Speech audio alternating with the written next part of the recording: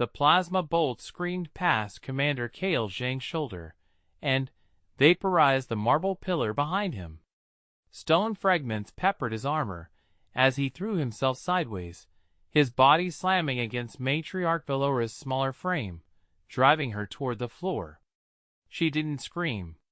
The Cesare Queen merely folded beneath his weight with practiced grace, her 4 eyes wide but focused, her breathing controlled despite the chaos erupting around them. "Stay down," Kale said, his voice steady even as another explosion shook the grand hall. The ceremonial peace summit had become a killing floor in seconds. Through the smoke and, screaming, he watched the other guards scatter. The Quellan security chief sprinted for the emergency exits, abandoning his post without hesitation. 2 Viridian soldiers threw down their weapons and dove through shattered windows. Even the matriarch's own palace guards, those who'd stood beside her for years, were fleeing toward the tunnels beneath the chamber. Kale stayed. He shifted his weight, creating a shield with his body as gunfire raked across the dais where they'd been standing moments before.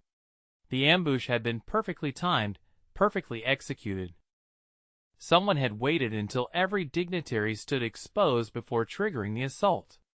The attackers wore no insignia, carried no identifying marks, but their weapons were military grade and their movements spoke of professional training. "Commander." Velora's voice was soft but clear beneath him. "Your people are evacuating through the east corridor. You should join them." "Not yet, Matriarch. I release you from your duty. Go." Kale didn't move. His eyes tracked the shadows along the upper balconies where muzzle flashes revealed sniper positions. 3 shooters, maybe 4. The main assault force had breached through the southern entrance, but they were fanning out, systematically clearing the room. In another minute they'd reach the dais. "With respect, Matriarch, I wasn't asking for permission." He felt her body tense beneath his armor, not with fear, but with something else. Surprise, perhaps? The Cesare were an ancient species, their civilization spanning millennia before humanity had left Earth. They understood protocol, hierarchy, the intricate dance of diplomatic protection. What they didn't understand was stubbornness. Kale's tactical display flickered in his visor, showing him what he already knew. The building was surrounded. The attackers had disabled the communications array before striking. No reinforcements were coming. This wasn't a random attack.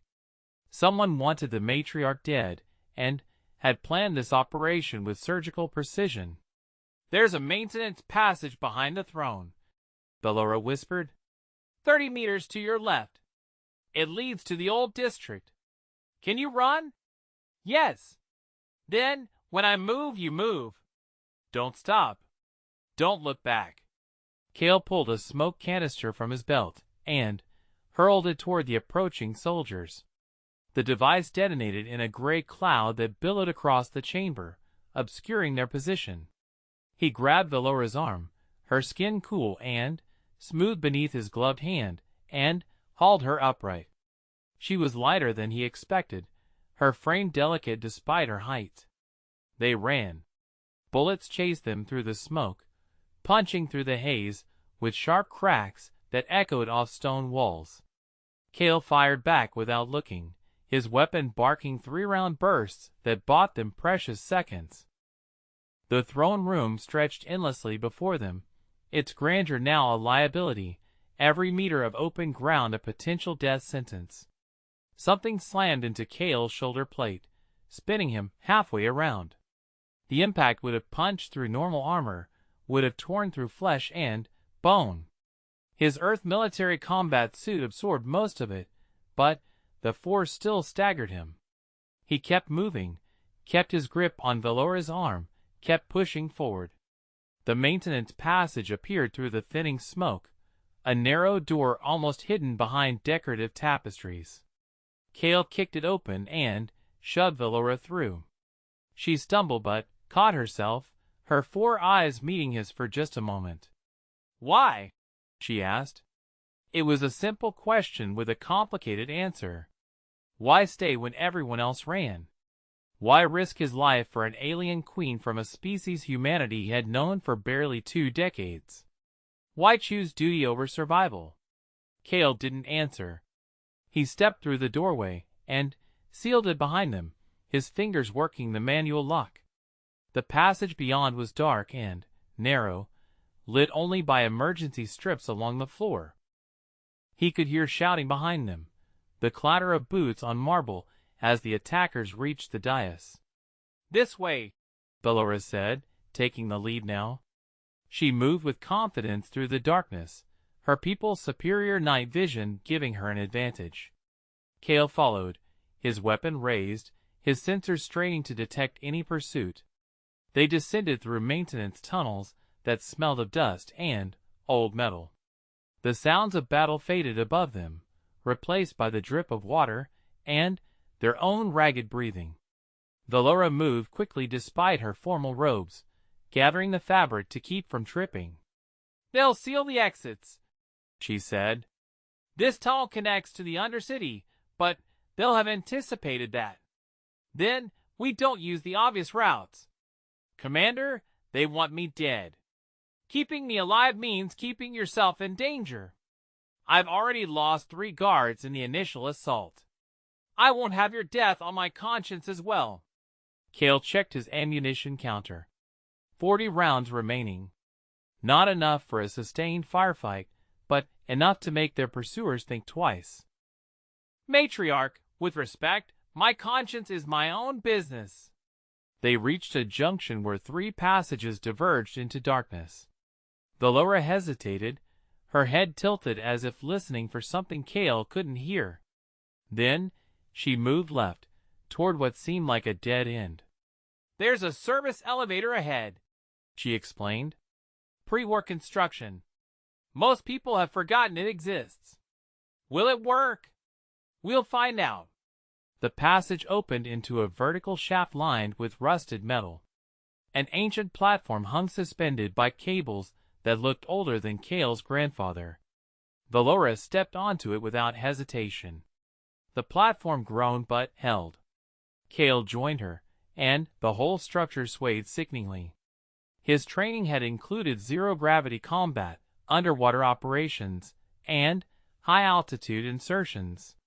None of it had prepared him for trusting his life to alien infrastructure built before Earth had discovered radio. Valora worked the manual controls, her long fingers manipulating levers with practiced ease. The platform shuddered and began to descend, dropping them into darkness, so complete that Cale's night vision struggled to compensate. "Commander," Valora said quietly as they sank into the depths, "your people have a phrase. Discretion is the better part of valor. You could have exercised discretion. We also say leave no one behind. I'm not your people. Doesn't matter." The platform jerked to a stop, and Cale nearly lost his footing. They'd reached some kind of sub-level, a space carved from living rock that stretched beyond his sensor range. The air here was cooler, heavy with moisture and the smell of minerals. Valora stepped off the platform and paused, her body absolutely still. Cale recognized that posture. She was listening, using senses he didn't possess to read their environment. "They're above us," she whispered. "They've found the passage."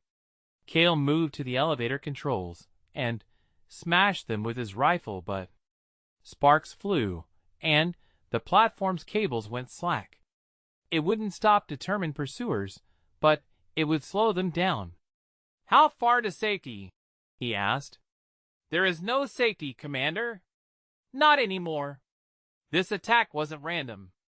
Someone within my own court betrayed us." "Someone who knows every escape route, every protocol, every defensive measure." She turned to face him fully, and, in the dim light of his suit's display, Cale saw something in her expression that transcended species. Fear, yes, but also determination. She was a queen facing assassination, and she refused to die quietly. Then, we make our own route," Kale said. He pulled up his tactical map, searching for options. The underground system beneath the SciFi capital was vast and ancient, a maze of tunnels, chambers, and forgotten spaces. Most of it wasn't even properly charted. They could lose themselves down here for days if they had to. But days required supplies they didn't have. Kale's suit had maybe 12 hours of reserve power. His water supply was good for 8. His ammunition wouldn't last through a single serious engagement. "There's an old district 3 kilometers northwest," Belora said, reading his thoughts from his body language. "Abandoned for centuries after the flooding. The tunnels there connect to the river district. We might be able to reach the embassy quarter." "Might? The passages flood unpredictably. And there are other dangers." "What kind of dangers?" "The kind that make me prefer assassins." Kale checked his weapon one more time and gestured for her to lead.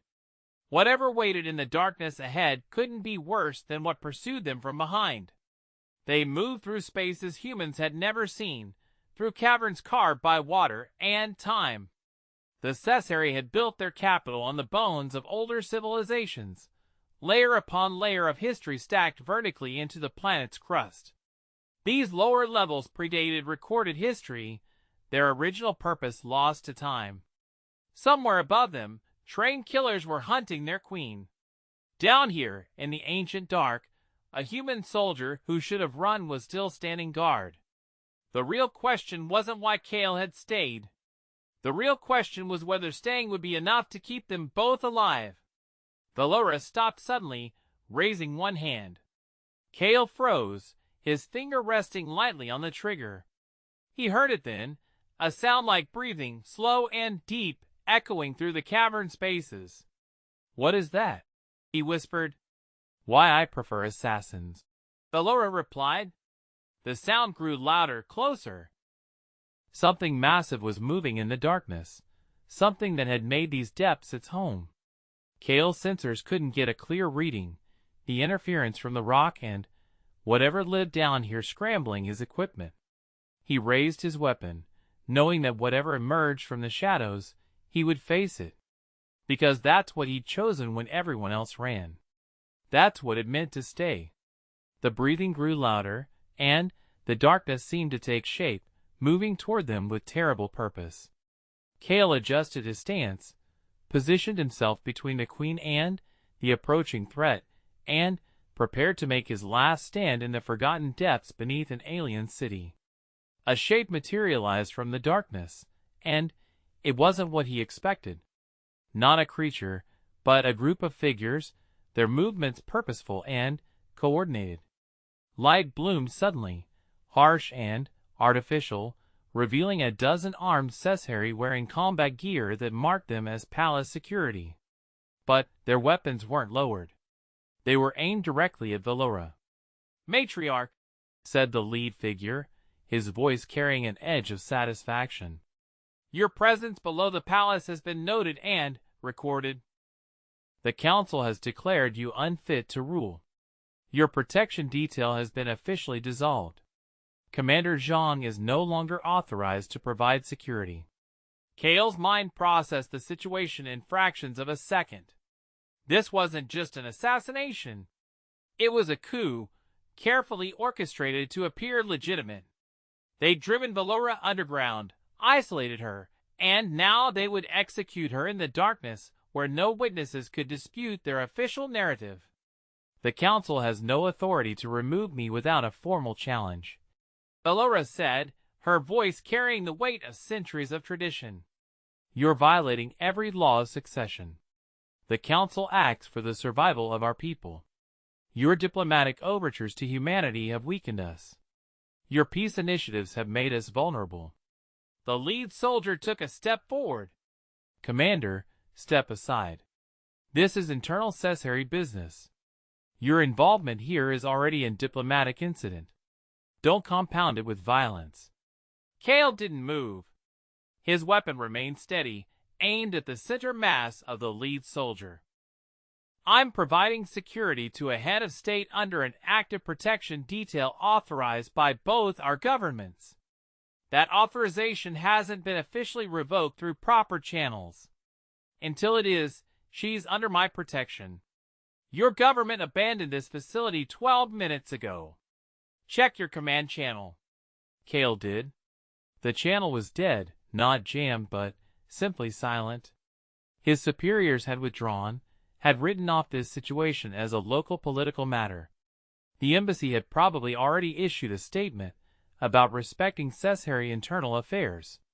He was alone, technically without orders, holding a weapon on foreign security forces in their own territory. Every regulation, every rule of engagement, every diplomatic protocol said he should stand down. He didn't move. Last chance, Commander.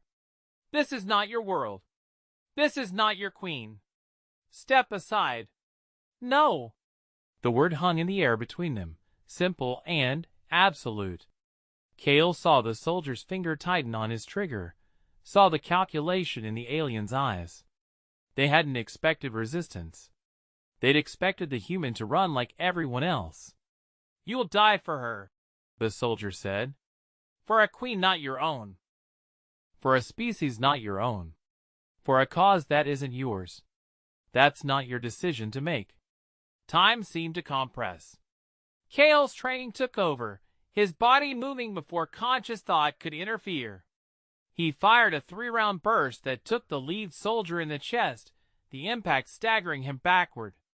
Then, Kale was moving, throwing himself sideways and pulling Ballora with him as the tunnel exploded with weapons fire. The ancient stone erupted in showers of fragments as plasma bolts and kinetic rounds tore through the space where they'd been standing. Kale returned fire, controlled bursts that bought them seconds, and dragged Ballora toward a side passage he'd spotted on his sensors. They tumbled into darkness, rolling across rough stone, and Kale felt something give way beneath them. The floor collapsed, and they were falling, sliding down a steep incline of loose rubble and ancient debris. Kale tried to protect Ballora, tried to cushion her fall with his own body, but the descent was too chaotic, too violent. They hit bottom in a tangle of limbs and equipment. Kale's shoulder screamed with pain, and his tactical display flickered with damage warnings. Above them, lights bobbed and voices shouted, but the collapse had sealed the passage behind them, at least temporarily. Matriarch, Kale gasped, forcing himself upright. Are you hurt? Bruised? Nothing broken. Ballora's voice was steady despite what had just happened. You shot a member of my security forces. He was going to kill you. Yes, he was. She stood slowly, brushing dust from her robes. Commander, you've just involved yourself in a civil war. Your government will disavow any knowledge of your actions. You'll be declared a rogue operative. If you survive this, you'll face court-martial at best, execution at worst. I know. Then why? Give me a real answer. Not duty. Not honor. Why did you stay when everyone else ran? Kale checked his weapon automatically, a habit born from years of combat. His ammunition counter showed 21 rounds remaining. Not enough. Never enough. 6 years ago, he said quietly, I was part of the security detail for the first human delegation to your homeworld. We were scared, all of us. First contact with a species more advanced than us, more ancient. We didn't know what to expect. He paused, remembering that day with crystal clarity. You met us personally, not just the diplomats. All of us, even the junior security officers. You spoke to each of us individually, asked about our families, our homes. You wanted to know about Earth, about our history, our music, our food. You treated us like equals when you had no reason to. You made us feel like we mattered. Ballora was silent, listening. At the state dinner that night, one of our junior officers got sick from the food. Cultural misunderstanding, wrong assumptions about human digestion. He was embarrassed, afraid he caused a diplomatic incident. You personally arranged for medical care. You apologized to him. A queen apologizing to a soldier. No witnesses, no cameras, no political advantage. Just kindness. Kale met her 4 eyes in the darkness. That officer was my younger brother. So when you ask why I stayed, the answer is simple. You're the reason my brother still believes in the fundamental decency of alien species. You're the reason he became an interpreter instead of washing out. You changed his life with one moment of compassion. He gestured at the darkness around them. The universe is full of people who will run when things get hard. Full of people who calculate advantage and choose safety. But some things are worth standing for. Some people are worth protecting. Not because of their title or their species, or because it advances some political agenda. Because it's right.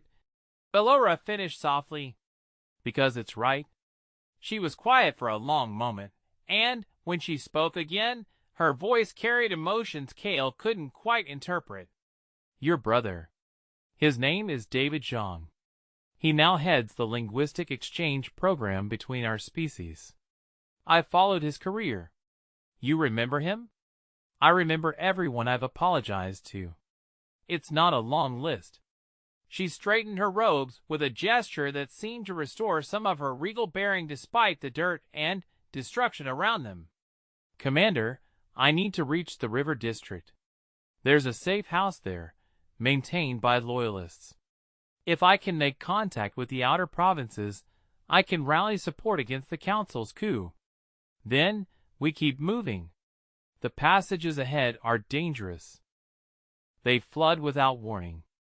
The old builders carved them too deep, tapped into underground water sources. People have drowned down here. Better than getting shot. Bellora's expression might have been a smile. It was hard to tell across species lines, but Kale thought he detected something like grim humor in her features. They moved deeper into the ancient Undercity, guided by Bellora's knowledge of space as most of her people had forgotten existed. The air grew damper, and Kale could hear water moving somewhere nearby, a constant rushing that echoed through the stone. His tactical display was nearly useless down here, the interference too severe. He was operating on basic senses now, on training and instinct.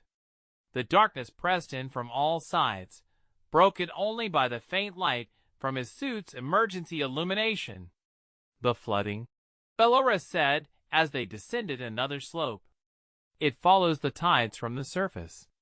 We have perhaps 3 hours before the next surge. Will 3 hours be enough? To reach the river district? Yes. To reach it alive? She paused. Unknown. They pressed on through passages carved by water and time, through spaces that felt more like natural caves than constructed tunnels. Kale's shoulder throbbed where he'd hit the ground, and he suspected he'd cracked something in his armor plating. Nothing critical, but it reduced his protection in that area. Behind them, distant but persistent, came the sounds of pursuit. The Council's forces had found a way through the collapse, or perhaps they'd known alternate routes. Either way, they were coming, and they weren't giving up. The passage opened suddenly into a vast chamber, so large that Kale's lights couldn't reach the far walls. Water covered the floor, dark and still, reflecting the light in fragmented patterns. The ceiling was lost in shadow, and the sound of dripping water created a rhythm that echoed across the space. We have to cross, Bellora said. The passage continues on the far side. How deep? Unknown. The water level varies. Kale tested the water with 1 foot.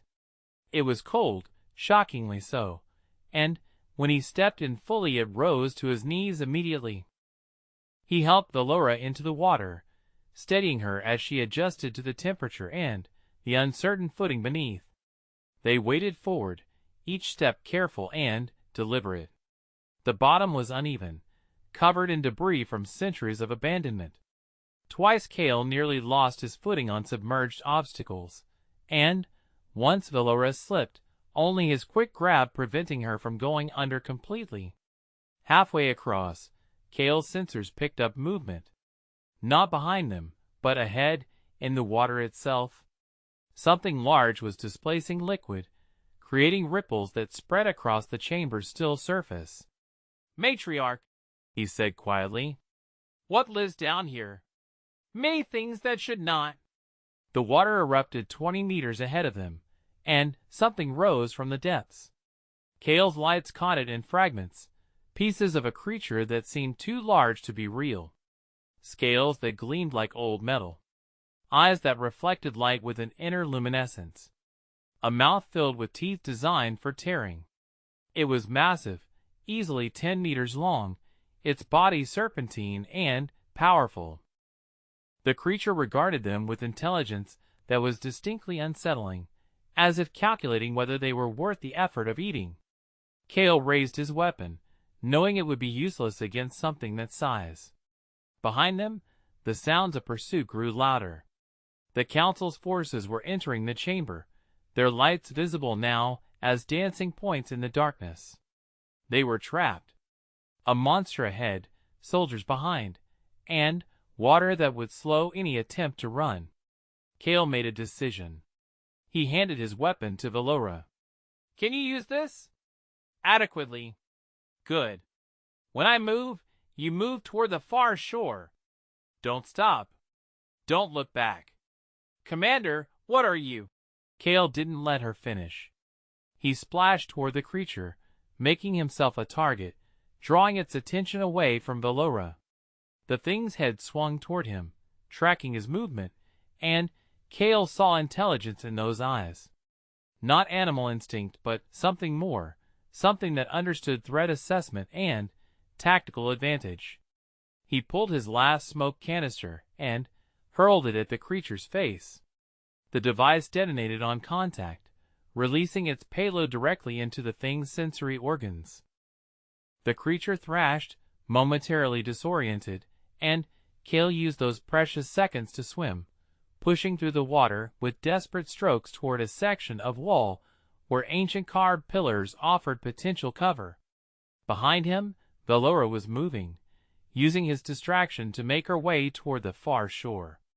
The Council's soldiers had reached the water's edge and were firing now, their shots wild and panicked as they tried to target Velora while avoiding the creature. The creature decided it had had enough. It dove, its massive body disappearing beneath the surface with barely a ripple. For a moment, there was silence, broken only by the splash of movement and the crack of weapons fire. Then, the water beneath the Council's soldiers erupted.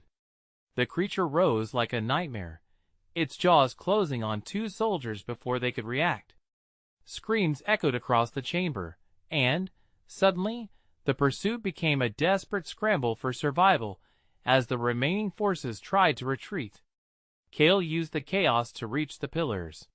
He grabbed hold of the ancient stone and pulled himself up, using the carved decorations as handholds. Water streamed from his armor as he climbed, and he could see Velora ahead, already reaching the far shore. Something grabbed his leg. One of the Council soldiers had followed him to the pillars, had attached himself to Kale's armor with desperate strength. The alien's face was terrified, his weapon lost in the water. "Please," the soldier gasped. "Don't let it take me." Kale looked down at the soldier, at the enemy who'd been trying to kill him moments before. Then he reached down and hauled the alien up, pulling him toward the safety of the pillars. "Climb," Kale ordered. "Move." They climbed together, and behind them the creature fed, the water churning red in the light from dropped equipment. By the time they reached a ledge that ran along the chamber's wall, the sounds of combat had died away, replaced by the satisfied sounds of a predator with prey. Kale and the soldier made their way along the ledge toward where Velora waited.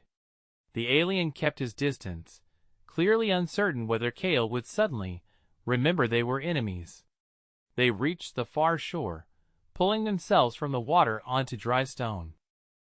Valora stood there, Kale's weapon held professionally, aimed at the council's soldier. "This one tried to kill us," she said quietly. "Yes." "You saved his life." "Yes." "Why?" Kale looked at the terrified soldier, who was young, probably no older than Kale's brother had been during the first diplomatic mission. "Because I'm not them." Valora held his gaze for a long moment, then lowered the weapon. "Go," she told the soldier. "Return to the council. Tell them what you saw here. Tell them a human soldier had the opportunity to let you die and chose to save you instead. Tell them the matriarch could have executed you and chose mercy. Perhaps that message will reach someone who still remembers what honor means." The soldier fled into the darkness, moving back the way they'd come, choosing to face the long journey through the Undercity rather than remain in their presence. When he was gone, Valora handed Kale his weapon. "You continue to surprise me, Commander. I get that a lot." They moved on, leaving the chamber and its guardian behind. The passage ahead sloped upward, and Kale could feel the change in air pressure that suggested they were approaching the surface. His suit's chronometer showed they'd been underground for nearly 3 hours. Above, the city would be locked down, the council consolidating power and spreading whatever narrative served their purposes. "The safe house is close," Valora said. "Another few hundred meters. Commander, when we reach it, I'm going to contact the provincial governors. This will escalate to civil war. Your presence at my side will be interpreted as Earth supporting my claim to the throne. Will it? No. Earth will deny any knowledge of you. Officially, you'll be a rogue operator who inserted himself into an internal political dispute. Unofficially," she paused, "unofficially, you've made it impossible for the council to claim I died in an unfortunate accident. You've become a witness they can't eliminate without causing a diplomatic incident they can't contain. You've saved my life twice, but more importantly, you've saved my ability to fight back." Kale absorbed this. He'd known the consequences when he chose to stay, but hearing them laid out so clearly made them more real. "For whatever it's worth," Valora continued, "you'll always have sanctuary in territories loyal to me. Earth may brand you a criminal, but my people will know what you did. Some things transcend politics and species, Commander. Courage is one of them. Loyalty is another. And mercy, perhaps most of all." The passage opened into a basement space that showed signs of recent habitation. Supplies were stacked against walls, and communication equipment sat waiting to be activated. They'd reached the safe house. Valora moved immediately to the communications array, her fingers dancing across controls with practiced ease. Within minutes, she was speaking rapidly in her native language, transmitting messages that would reach loyalist forces across the planet. The civil war had begun. Kale stood watch, his weapon ready, his body exhausted but his mind sharp. Through a small window, he could see a sliver of the city above, lights glowing in the darkness, completely unaware of the conflict brewing beneath the surface. His communication channel crackled suddenly with an encrypted burst. A message from someone with command-level access who'd managed to patch through despite the official silence. "Zhang, this is Captain Morrison. Officially, I can't help you. Officially, you're on your own and you've created one hell of a diplomatic mess. Unofficially, I want you to know that everyone in your unit knows what you did. We saw the tactical feed before they shut it down. We saw you stay when everyone else ran. Whatever happens next, you've made us proud. Morrison out." The channel went dead, but the message remained. Kale wasn't as alone as he'd thought. Officially, he was disavowed, a rogue operator who'd violated protocol and inserted himself into a foreign political conflict. Unofficially, he'd done exactly what soldiers were supposed to do. He'd protected someone who needed protection. He'd stood when others ran. He'd chosen right over easy. The Laura finished her transmission and turned to face him. The provincial governors are mobilizing. I have support in the outer territories. This will be a long conflict, Commander, and bloody. The Council has the capital and the central military forces. I have legitimacy and popular support but fewer resources. What do you need? What I need is for you to survive this. You've done enough. More than enough. There's a smuggler's route that leads to the spaceport. You could be off-world before the Council locks down all transportation. I can provide you with documentation that will get you past most checkpoints. Kale considered this. A way out. A chance to escape the consequences of his choices. He could return to Earth, face whatever punishment awaited him, and move on with his life. Or, he asked, or you stay. Help me coordinate security for Loyalist forces. Humans understand combat operations in ways my people have forgotten. We've been at peace for so long that we've lost the instincts for war.